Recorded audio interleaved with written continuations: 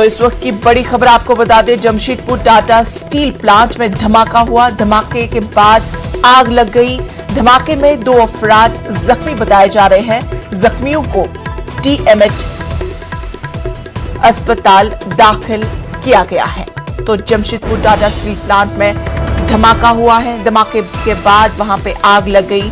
धमाके में 2 अफराद जख्मी बताए जा रहे हैं, जिन्हें अब TMH अस्पताल में दाखिल किया गया।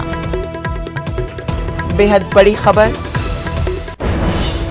जमशेदपुर टाटा स्टील प्लांट में धमाके की खबर आपको बता रहे हैं, जहां पर अब आग की वारदात भी पेश आई है।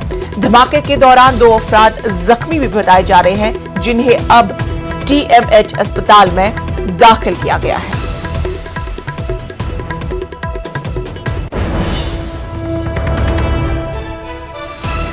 बेहद बड़ी खबर, जमशेदपुर टाटा स्टील प्लांट में धमाके की खबर आपको बता रहे हैं। आप तस्वीरों में साफ तौर पर देख सकते हैं कि किस तरह से वहां पे धमाके के बाद आग भी नमूदार हुई और आग की लपेट में 2 अफराद के जख्मी होने की भी खबर आ रही है, जिन्हें अब TMH अस्पताल में दाखिल किया गया है।